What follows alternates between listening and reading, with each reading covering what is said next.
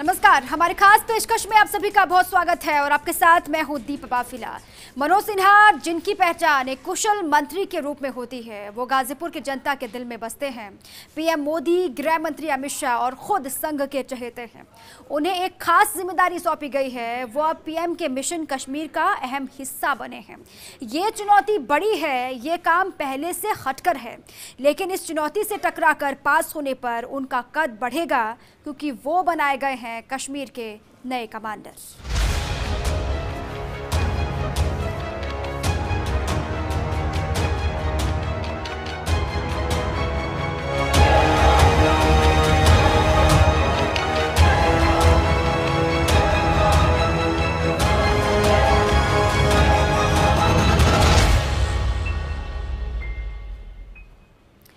मनोज सिन्हा, ये नाम सियासत में बड़ा जाना पहचाना है। कहते हैं कि 2017 के यूपी चुनाव के बाद वो सीएम बनते बनते रह गए थे। केंद्र में मंत्री का अनुभव रखने वाले मनोज सिन्हा को नई जिम्मेदारी मिली है जम्मू कश्मीर के उपराज्यपाल के रूप में। हालांकि उनकी डगर बहुत कठिन है, लेकिन कठिन चुनौतियों से टकराना मनोज सिन्हा की पहचान है। देखिए रिपोर्ट।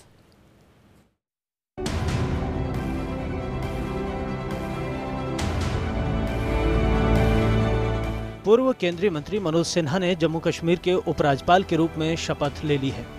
जम्मू कश्मीर हाईकोर्ट की चीफ जस्टिस ने उपराज्यपाल मनोज सिन्हा को शपथ दिलाई।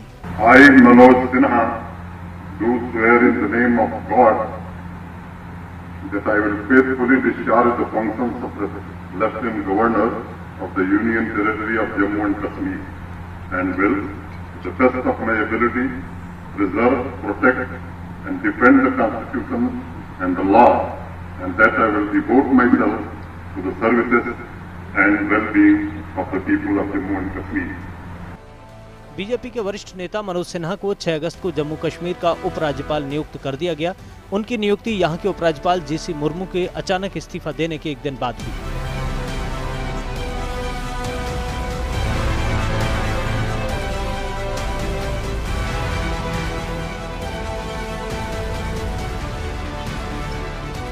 पाँच अगस्त 2020 को जब पूरा हिंदुस्तान राम की भक्ति में सराबोर था, तो यह खबर आई कि जम्मू कश्मीर के लेफ्टिनेंट गवर्नर जगदीश चंद्र मुर्मू ने इस्तीफा दे दिया है। इसके बाद खबर आई कि पूर्व केंद्रीय मंत्री मनोज सिन्हा जम्मू कश्मीर के नए लेफ्टिनेंट गवर्नर होंगे। जानकार मुर्मू के हटाए जाने पर विवेचना में लगे हुए हैं, मगर उन्हें समझना होगा कि प्रधानमंत्री नरेंद्र मोदी समीक्षकों से कहीं दूर, बहुत आगे की सोचते हैं। 5 अगस्त 2020 को प्रधानमंत्री नरेंद्र मोदी ने अयोध्या में राम मंदिर का शिलान्यास किया। ठीक एक साल पहले 5 अगस्त 2019 को उन्होंने जम्मू कश्मीर मिशन का शिलान्यास करते हुए घाटी से धारा 370 हटा दी थी। अब जम्मू कश्मीर मिशन के उद्घाटन की तैयारी है और इसीलिए पीएम मोदी के सबसे भरोसेमंद में शुमार मनोज सिन्हा को कश्मीर का उपराज्यपाल बनाया गया है।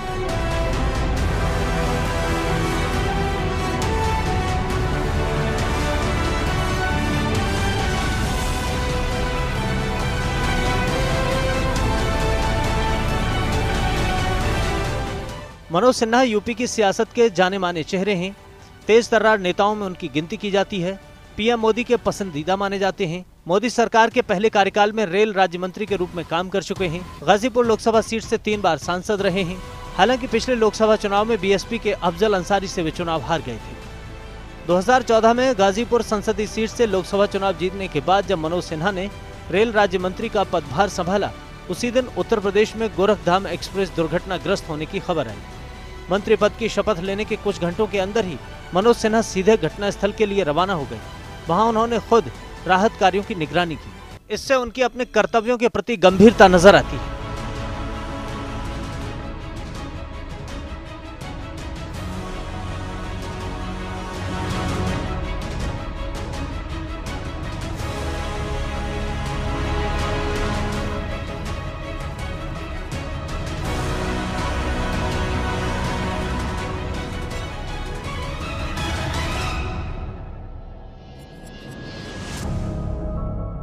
लेकिन इस बार मनोज सिन्हा के ऊपर जो जिम्मेदारी दी गई है वो बड़ी है और पहले से अलग है। बीजेपी और मोदी भी ये समझते हैं कि जम्मू कश्मीर इस वक्त दो राहे पर खड़ा है, वहां से रास्ता लोकतंत्र की तरफ ही जाता है। जितना काम किसी प्रशासनिक अधिकारी को करना था वो हो चुका, अब आगे का काम कोई राजनीतिक समझ वाला सुलझा हुआ नेता ही कर सकता है, जो कि जम्मू कश्मीर के राजनीतिक दलों को मुख्य धारा में लाए और जम्मू कश्मीर को भारत के दूसरे केंद्र शासित प्रदेशों की तरह मुख्य धारा का हिस्सा बनाए। इसलिए सोच समझकर मनोज सिन्हा को कश्मीर भेजा गया। फारूक अब्दुल्ला, उमर अब्दुल्ला समेत दर्जन भर नेताओं की रिहाई कश्मीर में लोकतंत्र बहाली की दिशा में कदम है। लंबे समय तक किसी इलाके की आबादी को संगीनों के साए में नहीं रखा जा सकता। ये रास्ता इतना आसान नहीं है, क्योंकि उमर अब्दुल्ला पहले ही जम्मू कश्मीर के पूर्ण राज्य न बनाए जाने तक चुनाव के बहिष्कार का ऐलान कर चुके हैं। अब ऐसे में मनोज सिन्हा जैसे व्यक्ति सीधे प्रधानमंत्री कार्यालय और गृह मंत्री अमित शाह के संपर्क में रहेंगे, जिसकी वजह से दिल्ली का नियंत्रण राजभवन पर बना रहेगा।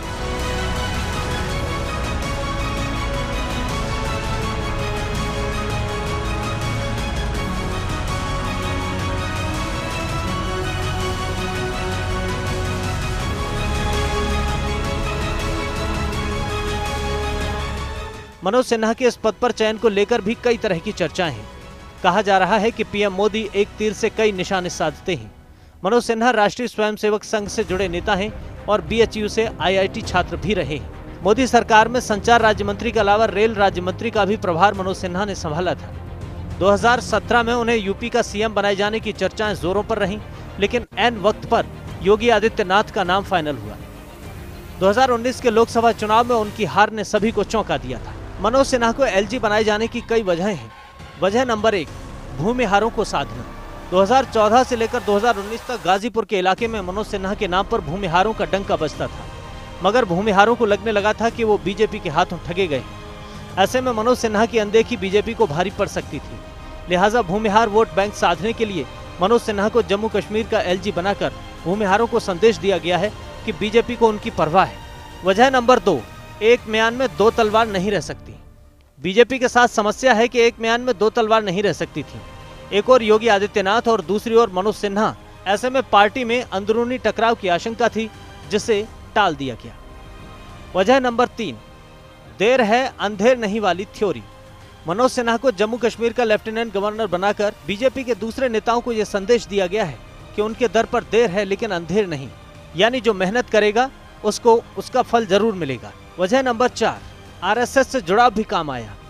मनोज सिन्हा संघ से जुड़े हुए बीजेपी के पुराने नेता हैं, जो 3 बार सांसद रह चुके हैं, केंद्र में बेहतरीन काम कर चुके हैं और जमीन पर भी अंसारी बंधुओं के खिलाफ कृष्णानंद राय के मामले में सुप्रीम कोर्ट तक लड़ाई के द्वारा मुख्तार अंसारी को जेल भिजवा चुके हैं। एक साहसी नेता के रूप में इनकी पहचान है, क्योंकि कृष्णानंद राय हत्या मामले में सारे गवाह पलट गए, मगर मनोज सिन्हा डटे रहे और सुप्रीम कोर्ट से सजा दिलवा कर आए। वजह नंबर 5, पीएम मोदी से नजदीकी का फायदा। मनोज सिन्हा पेशे से इंजीनियर हैं और पूर्वी उत्तर प्रदेश में, जहां प्रधानमंत्री नरेंद्र मोदी का लोकसभा क्षेत्र वाराणसी है, वहां से आते हैं। सिन्हा ने उस इलाके में टेलीकम्युनिकेशन और रेलवे का इंफ्रास्ट्रक्चर बनाने में बेहतरीन काम किया है। प्रधानमंत्री मोदी के मिशन कश्मीर के लिए अगर एक काबिल नेता बनारस से मिले तो प्रधानमंत्री के लिए इससे अच्छा क्या हो सकता है।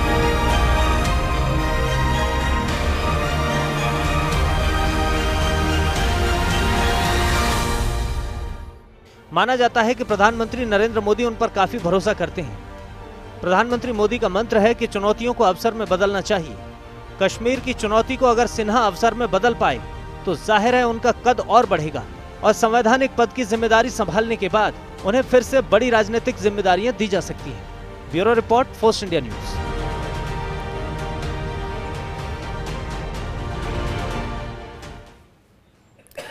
गाजीपुर टू राजभवन का ये सफर उतार चढ़ाव से भरा है। इंजीनियरिंग के छात्र का राजनीति में आना और देसी रहन सहन से जननायक बन जाना उन्हें मनोज सिन्हा बनाता है। 3 बार गाजीपुर से सांसद रहे मनोज सिन्हा अब महामहिम बन गए हैं और उन्हें भेजा गया है जम्मू कश्मीर। लेकिन सवाल ये है कि क्या यूपी की सियासत कश्मीर से सधेगी? देखिए रिपोर्ट।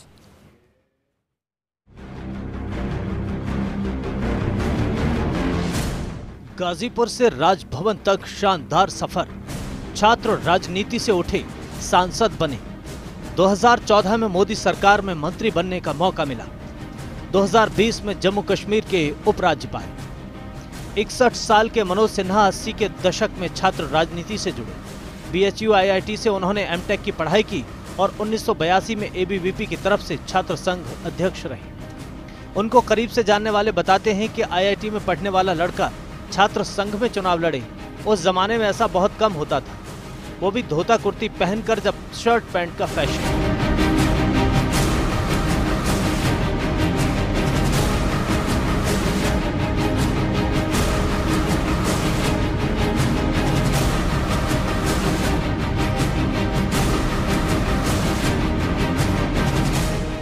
अब बात एक शानदार राजनीतिक सफर की जो गाजीपुर से शुरू हुआ और राजभवन तक जा पहुंचा है। 1980 के जमाने में छात्र संगठन आइसा का भी बीएचयू में दबदबा शुरू हो गया, लेकिन मनोज सिन्हा की खासियत थी कि उनके दोस्त हर पार्टी में थे, फिर चाहे वो आइसा छात्र संगठन के हों या एनएसयूआई के।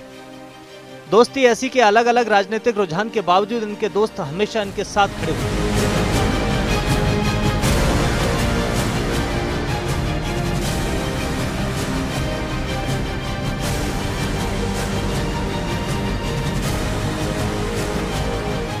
इंजीनियरिंग की पढ़ाई के बाद भी उन्होंने कभी नौकरी नहीं की और कॉलेज के जमाने में जो राजनीति में कदम रखा तो आज भी वहीं। 2014 से 2019 तक गाजीपुर संसदीय क्षेत्र में उन्होंने खूब काम करवाए। गाजीपुर में देश के सभी महत्वपूर्ण रेलवे स्टेशनों से कनेक्टेड रेलवे स्टेशन बना। बनारस और गोरखपुर को गाजीपुर से जोड़ने वाला 4 लेन हाईवे बना। गंगा पर एक पुल बनने का सालों से अटका प्रोजेक्ट पूरा हुआ। 100 से ज्यादा प्राइमरी स्कूलों को मॉडर्न बनाने का काम हुआ। शिक्षा के क्षेत्र में उनके रहते इलाके में बहुत काम हुआ, लेकिन जब 2019 में लोकसभा चुनाव हुआ तो गाजीपुर से हार गए। बेहतरीन काम के बावजूद एसपी बीएसपी के जातिगत समीकरणों से हारे। बतौर रेल राज्य मंत्री उनके काम की सराहना खुद प्रधानमंत्री और अमित शाह दोनों करते रहे। यही वजह है कि अमित शाह 2019 के लोकसभा चुनाव के दौरान मनोज सिन्हा के नामांकन के लिए उनके साथ गए थे।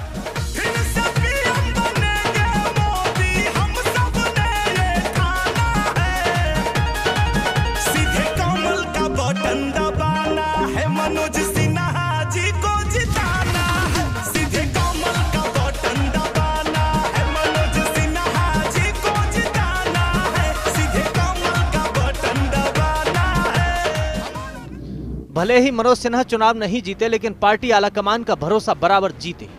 माना यह जा रहा है कि 2024 का लोकसभा चुनाव मनोज सिन्हा जरूर लड़ेंगे। इस वक्त बीजेपी को जम्मू कश्मीर में एक राजनेता की जरूरत है जिनके पास प्रशासनिक अनुभव हो। उस खांचे में मनोज सिन्हा बिल्कुल फिट बैठते हैं।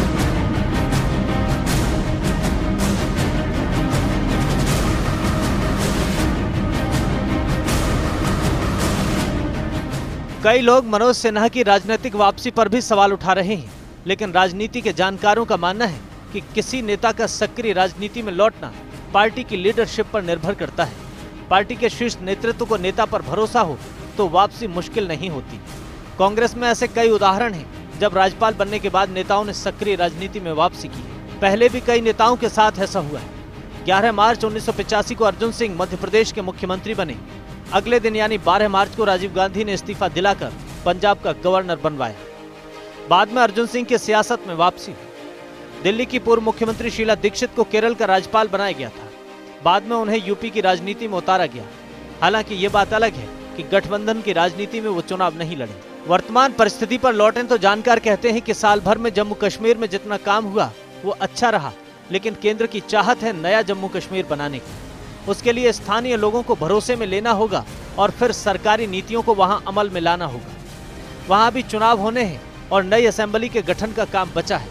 परिस्थितियों के आईने में देखा जाए तो जम्मू कश्मीर के उपराज्यपाल का पद केवल प्रशासनिक पद नहीं है, नई परिस्थिति में वो एक राजनीतिक पद भी हो गया है, जब तक कि वहां चुनाव नहीं हो जाते। इसलिए केंद्र की इस जरूरत को पूरा करने के लिए मनोज सिन्हा उपयुक्त है। Bureau report, first India news.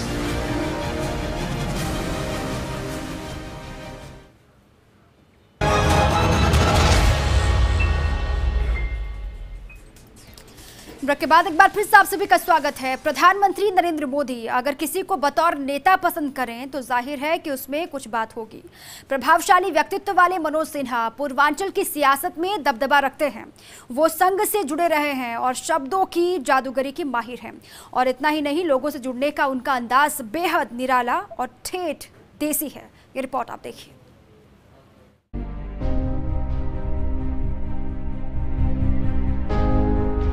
Manoj Sinha राजनीति के खिलाड़ी यूं ही नहीं हैं, उन्हें शब्दों की जादूगरी भी आती है और उनकी प्रतिभा ही उन्हें पीएम मोदी का चहेता बनाती है। मैं अपनी ओर से, आप सबकी ओर से काशी के सांसद का लाहौरी काशी में हृदय से अभिनंदन करता हूं। गाजीपुर को लाहौरी काशी माने छोटी काशी कहा जाता, इसलिए मैंने ये बात जानबूझ करके कही है। आप सब प्रधानमंत्री जी को सुनने आए हैं। मित्रों, 55 वर्षों से यहाँ के लोगों का एक सपना था, तारीघाट गाजीपुर रेलखंड का निर्माण। आज दो सपने सच होने जा रहे हैं। एक सपना है गाजीपुर के नागरिकों का, तारीघाट गाजीपुर मऊ रेलखंड का निर्माण, जिसमें गंगा नदी पर एक बड़ा सेतु बनेगा, नीचे रेल चलेगी, ऊपर आपकी मोटरसाइकिल और कार चलेगी। इसका इंतजाम श्रीमान नरेंद्र मोदी जी की सरकार ने किया है। मनोज सिन्हा ने जम्मू कश्मीर में उपराज्यपाल पद की शपथ ली तो लहुरी काशी के नाम से विख्यात उनके गृह जनपद गाजीपुर में खुशी है। गाजीपुर ही नहीं बल्कि पूरे पूर्वांचल का सिर फख्र से ऊंचा हो गया है।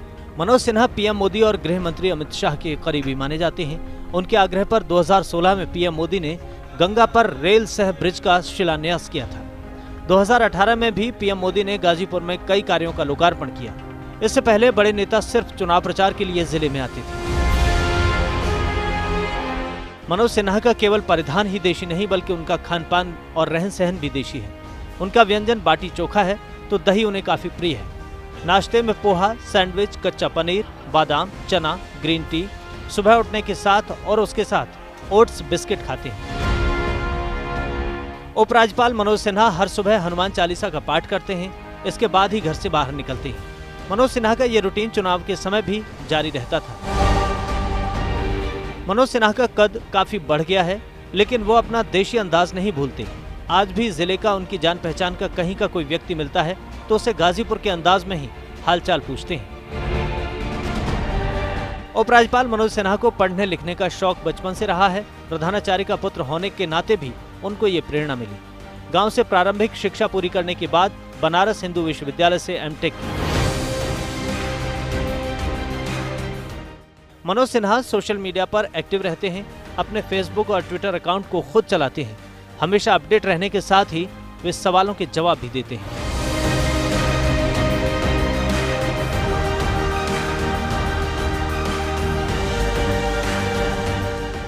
जाहिर है कि मनोज सिन्हा एक जमीन से जुड़े जन नेता है। इसका सबूत यह है कि भले ही वे 2019 का लोकसभा चुनाव हार गए थे, लेकिन उन्हें इस चुनाव में 2014 से भी ज्यादा वोट मिले थे। अब जब वे जम्मू कश्मीर के उपराज्यपाल बनाए गए हैं तो सभी की नजरें इस बात पर होंगी कि वे नई जिम्मेदारी को कैसे निभाते हैं। Bureau report, first India news.